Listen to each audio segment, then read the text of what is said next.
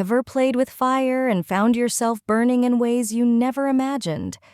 A chance encounter at a Dallas art gallery turned into a night of raw, unbridled passion, blurring every line between desire, connection, and impulse. This isn't some soft romance.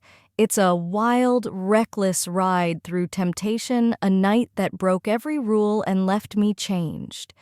If you've ever felt the pulse-pounding thrill of sudden want, or wondered what happens when two magnetic strangers vie for you, brace yourself. This story isn't for the faint of heart. Some moments are whispered, some screamed. This one will set your world ablaze. He stood by a massive painting, all splattered chaos colors bleeding into each other. I couldn't tell you what it was because he wasn't looking at it. He was looking at me. Tall, dark, dangerously handsome, his tailored suit hugging him like it was made for sin. His hair swept back effortless, and his sly smile hit me hard, flushing my cheeks. Admiring the mess, he asked, nodding at the canvas, voice smooth teasing. I laughed, nervous, caught off guard. It's colorful, I'll give it that. His chuckle was warm, the kind that feels like a prize. I'm Luke, he said, offering his hand, his grip, warm, firm thumb brushing mine, sending a spark through me. We talked, and in minutes I was hooked, his confidence, his charm, just enough sarcasm to keep me sharp. He owned a small design firm, he said, crashing art galleries for kicks. Gotta keep life interesting, he added, winking his eyes, holding mine too long. I was about to ask more when another voice cut in. Stealing my date already, Luke. I turned, and there was another man, no less striking, blonde blue eyes, a jaw sharp enough to cut glass. He was casual jeans, leather jacket with a cool that made me look twice. Date? I teased, eyebrow raised. He grinned, bold, easy. Give me 5 minutes. Luke rolled his eyes. This is Nate. Ignore him. He's just here to ruin my night. Nate slid closer, voice low, playful. I'm here to save it. These events are dull, don't you think? And just like that, I was caught between them. Two men, both electric, both fighting for my attention. As the night wore on, the tension built, a game of one-upmanship. They competed over everything, who could make me laugh harder, who knew the most obscure art, who could refill my champagne fastest. I was dizzy, not just from the wine, but from their focus, their heat. Finally, Nate leaned close, voice low, conspiratorial. This place is dead. Let's hit a jazz bar a few blocks over. It'll blow your mind. Luke didn't miss a beat, stepping in, voice smooth. Or my place. Rooftop view of the city, better than any bar. They both looked at me, waiting, eyes burning. My heart pounded, not just the champagne talking. What do you even do in a moment like that? Then it hit me. Why not both? I said, grinning bold. Their eyes widened, but neither argued. The jazz bar was dim alive with the hum of live music, the clink of glasses. Nate led the way, weaving through the crowd like he owned the place, pulling us to a table near the stage. He handed me a drink, his fingers brushing mine, lingering. Like it? He asked, nodding at the band, his smile daring me to say no. I nodded, sipping my cocktail sharp and cool. Luke leaned in from the other side, voice warm against my ear. Wait till you see the view at my place. I felt torn, pulled by their gravity, each magnetic in his own way.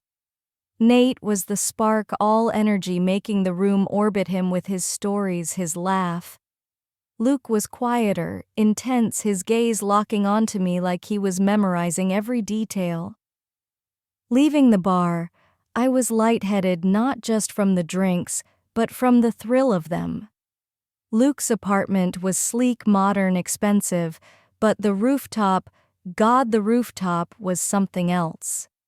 Dallas sprawled below, a sea of lights glittering against the dark. I barely noticed every sense locked on the two men standing too close. Luke moved first, stepping in front, his eyes catching mine, city lights glinting in their darkness. His hand grazed my cheek, testing warm, sending a shiver through me. His lips met mine, soft, deliberate, like he'd been waiting for this. The kiss deepened, his hand sliding to my neck, pulling me closer, his scent clean, woody, intoxicating. My pulse raced, his other hand finding my waist steady, keeping the world from tilting. Then I felt Nate behind me, his presence electric heat radiating as his hands settled on my hips. "Hope you didn't forget me," he whispered, voice low, teasing, his breath hot on my ear. Before I could answer, his lips found the curve of my neck stubble, grazing my skin, weakening my knees. I leaned back into him, caught between Nate's wild energy and Luke's steady strength. Luke's kisses trailed my jaw, thumb pressing my hip, claiming. Nate's hands traced my sides, sure unhurried, the contrast overwhelming. The cool night air kissed my skin. Nate's fingers lifting the edge of my dress, Luke's lips grazing my collarbone, each touch a spark. Their movements were seamless, like they'd done this before, knowing exactly how to move together. Nate turned me gently, his blue eyes piercing a playful glint as he tilted my face to his. His kiss was rougher, demanding, fingers threading through my hair, holding tight. Luke pressed in behind, hands firm on my hips, grounding me as Nate's kiss stole my breath. I felt Luke's steady breath on my back, his chest rising with mine, every move deliberate, natural.